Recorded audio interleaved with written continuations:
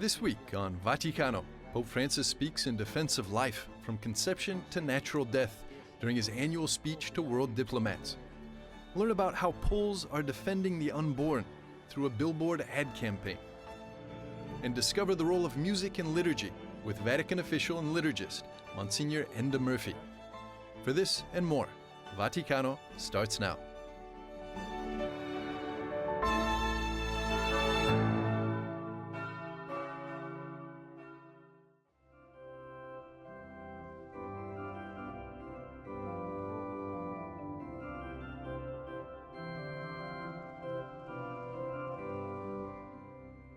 Pope Francis, as his predecessors, begins every year with an important speech to the diplomatic corps accredited to the Holy See. On February the 8th, 183 ambassadors heard him give his perspective on how to approach what he sees as the most pressing issues of our time: climate change and economical and political crises. It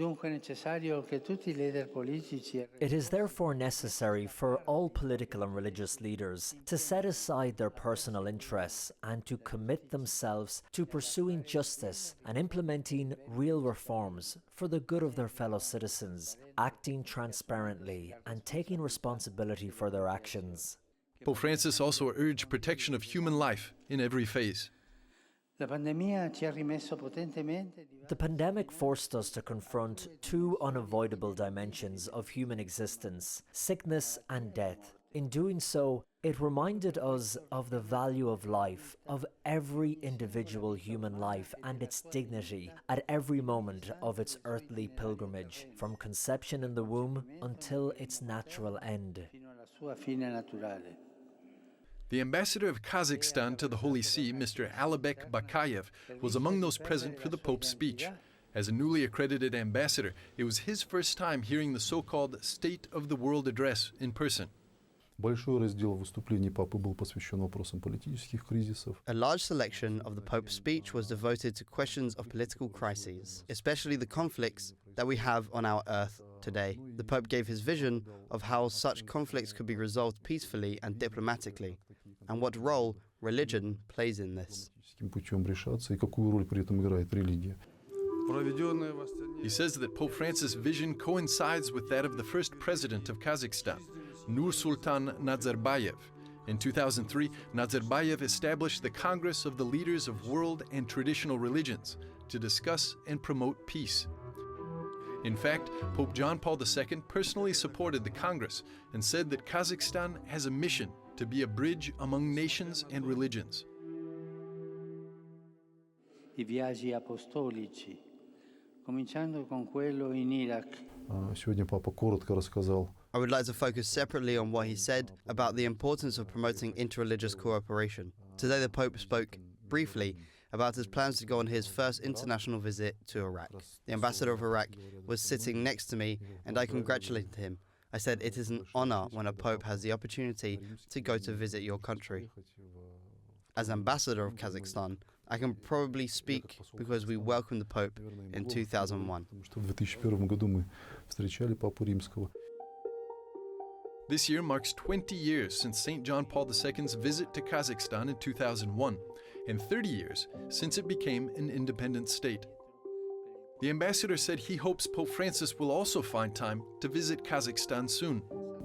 Officially, the invitation will be handed to the Pope by our leaders. It is a tradition. The chairman of the Senate of the Parliament of Kazakhstan will come with an official visit, and on behalf of the President will handle the invitation to the Pope to participate in the Congress. The 7th Congress of Leaders of World and Traditional Religions will be held in 2022.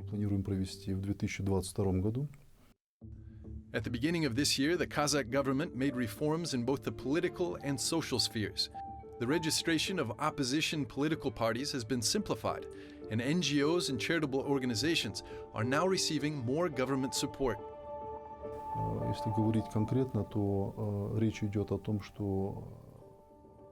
If to speak concretely, the point is about these kinds of charitable organizations or volunteer organizations. They can receive facilities which are in state properties in a simplified order. The instrument of financing has expanded and been simplified. It concerns both state money and money from the business community.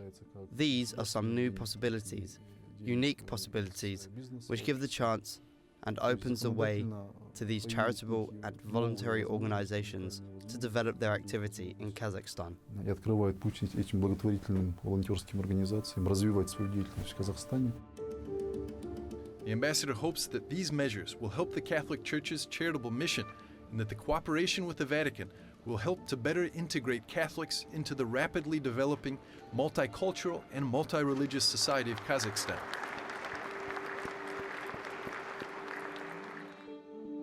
To mark the anniversary of the visit of Pope St. John Paul II, the government of Kazakhstan, together with the Catholic Church and the Embassy of Poland, launched an exhibition on Pope John Paul II called the Pope of Dialogue. The opening ceremony of the exhibition took place in the very hall where Kazakhstan's President Nazarbayev received Pope John Paul II 2 decades ago. The exhibition is divided up into different topics that show Pope John Paul II's work in the field of peace and dialogue.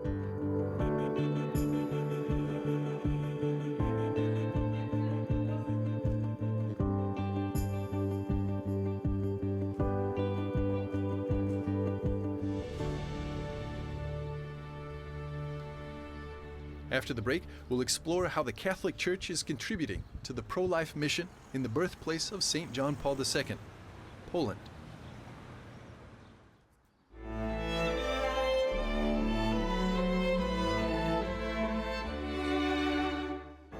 In a few moments, we'll be back with more on Vaticano.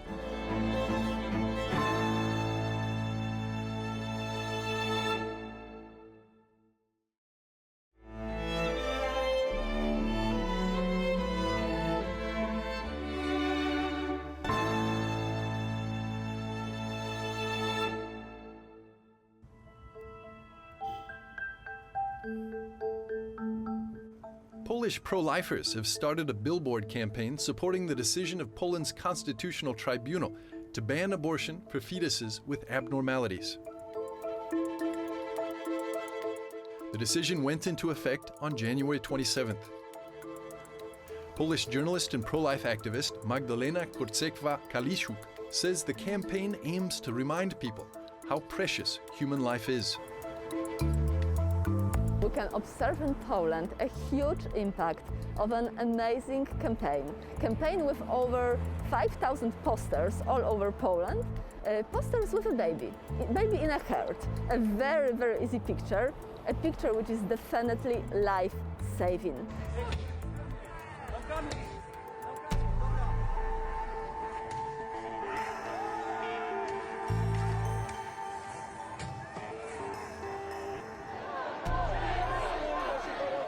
The court's verdict prompted a wave of demonstrations across Poland, where the protesters directed their anger not only towards the government, but also towards those individuals who supported the decision.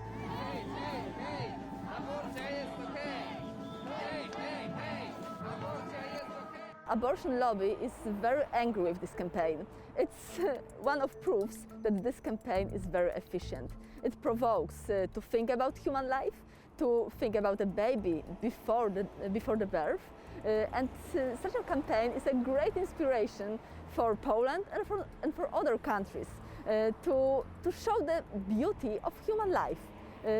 Sometimes it's enough to convince people that each human life is worth of saving and worth of life.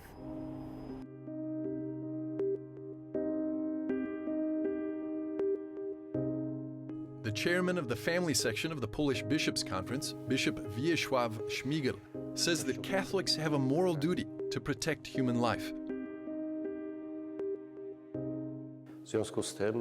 Therefore, the Church has the obligation, in a pluralistic world where there are many different kinds of voices, to be a very strong, clear voice, even a voice of opposition, that life demands protection and care at every stage of its development.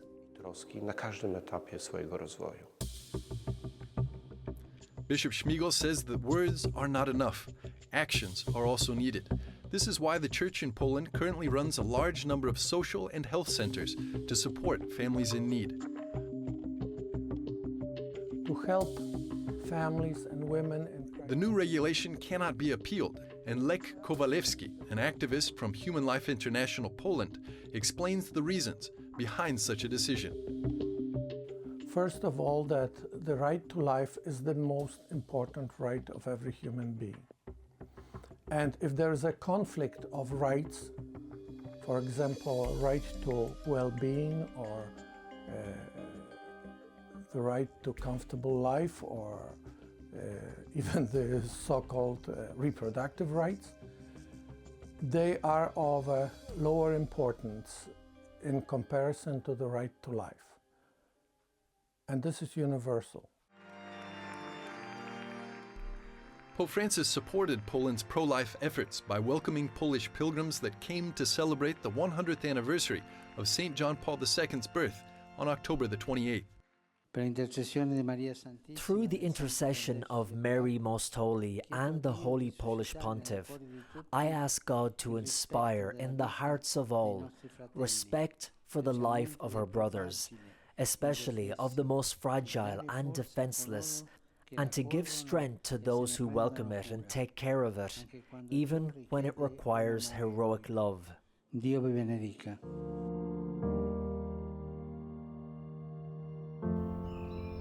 Data from the Polish Ministry of Health shows that in 2019, the probability of children with Down syndrome accounted for 40% of all abortions in the country. For Polish pro-life activists, this data points to eugenics, and for them, it's unacceptable. The tribunal has also stated that the burden of raising a severely and irreversibly handicapped or terminally ill child should not fall only on the child's family, but be shared by society as a whole.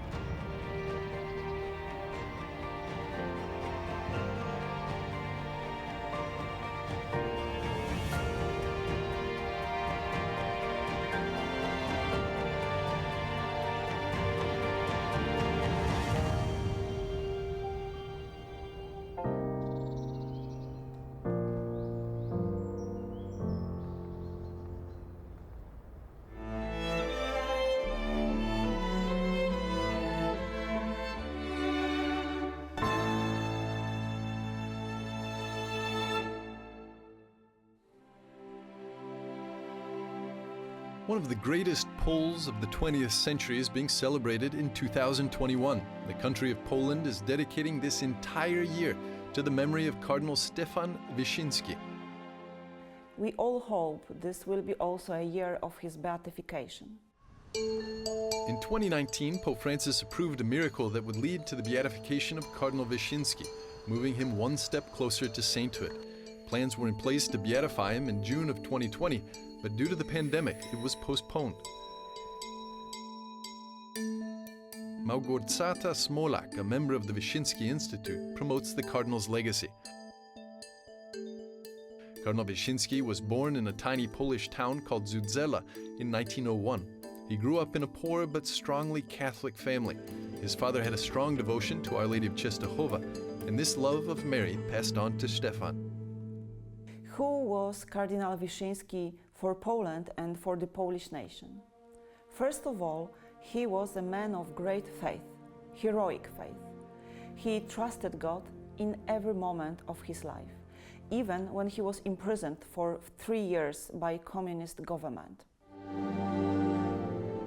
The cause of imprisonment was Stefan Wyszyński's tireless defense of the Catholic Church's independence from the Polish government during the 1950s. Despite this injustice, he continued to love. Second thing, he encouraged us very strongly to love each other. He wrote in his diary from the prison, "They will not force me to hate anyone."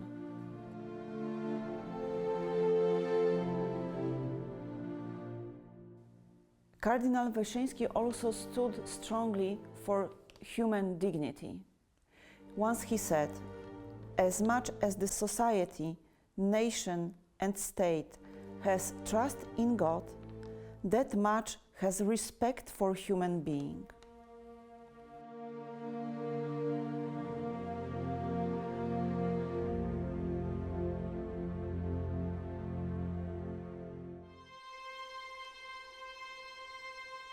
He's called the Primate of the Millennium because he served as the Primate of Poland for 33 years, from 1948 until his death in 1981. Cardinal Wyszynski was also a mentor and a friend to Karol Wojtyła, the future Pope St. John Paul II. Both were committed to building the spiritual and political well-being of their native Poland.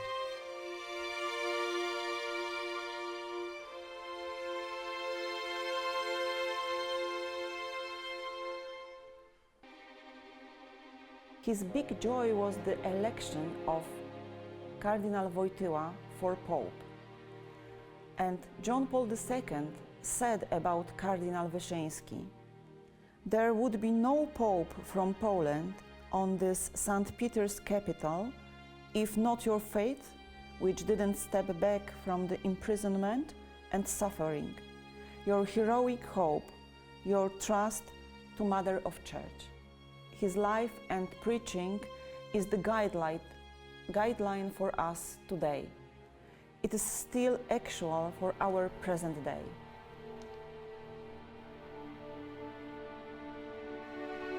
Wyszynski worked as a chaplain in the Home Army, which was the underground resistance movement, and he helped to organize the Catholic Union of Young Workers and the union group Solidarność, which would lead to the collapse of the communist government.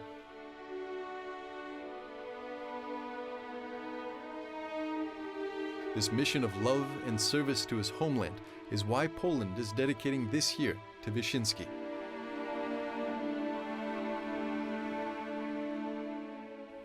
Another important feature of Cardinal Wyszynski is his great love to Poland.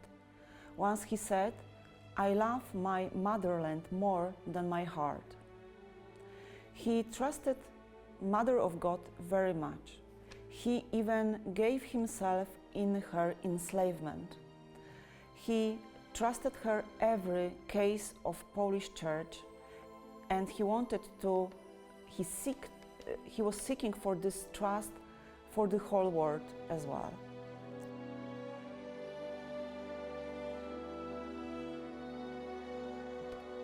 The Polish people hope for the beatification of their father of the fatherland in 2021, which marks the 120th anniversary of the Cardinal's birth and the 40th anniversary of his death.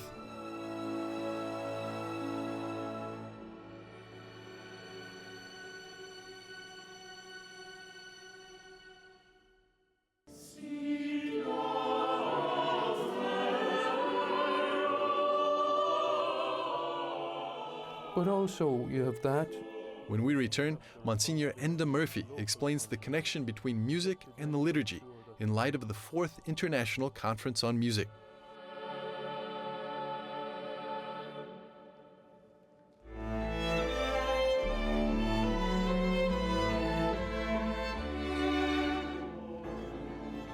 We'll be back after a short break with more on Vaticano.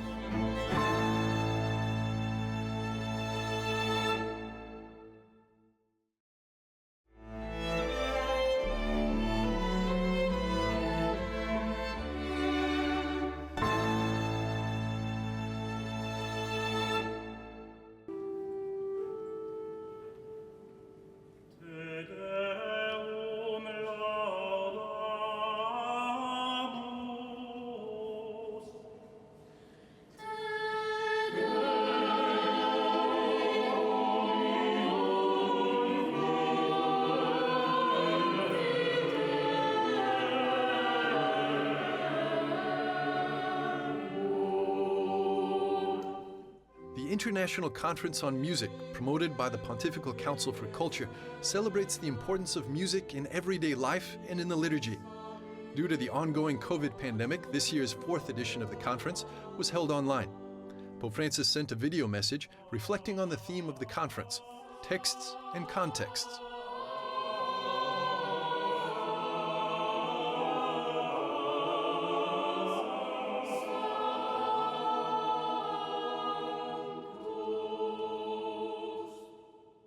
Nella liturgia siamo invitati all'ascolto della parola di Dio.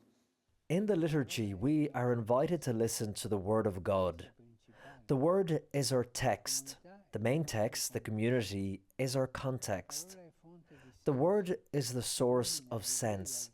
It enlightens and guides the journey of the community. We know how necessary it is to tell the story of salvation in languages and idioms that can be understood. Music, too, can help the biblical text to speak in new and different cultural contexts, so that the divine word can effectively reach minds and hearts. Efficace le menti e i cuori.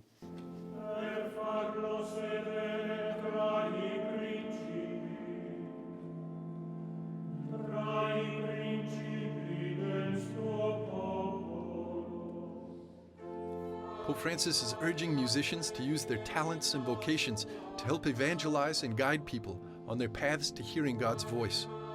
Monsignor Enda Murphy from the Vatican's Congregation for Divine Worship and the Discipline of the Sacraments told EWTN that music is an essential part of the liturgy because it's a way of praising God.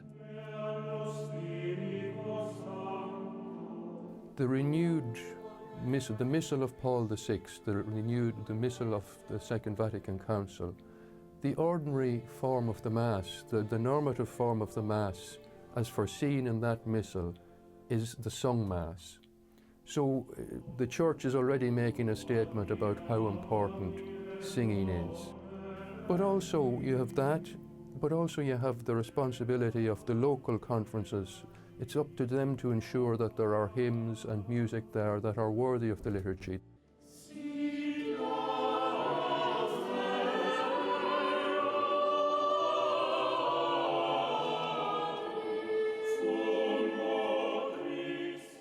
The aim of the conference was to emphasize the important role of music in the liturgy and rediscover the rich tradition of the Roman Rite.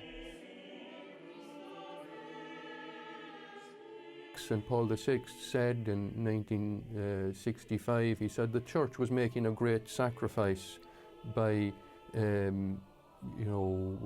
by not using the Latin language all the time. But he said it was in the service of an even greater universal calling, the calling to reach out to all people, and so that they could understand and be active participants in the liturgy. But my fundamental point was that it's the move from Latin to local isn't a one-way street. You just don't buy a one-way ticket. There has to be a journey of return. So the Latin liturgical books, which are produced by the Congregation for Divine Worship, the typical editions, the Missal in Latin, the Liturgy of the Hours in Latin, it's the responsibility of the local bishops' conferences to translate them.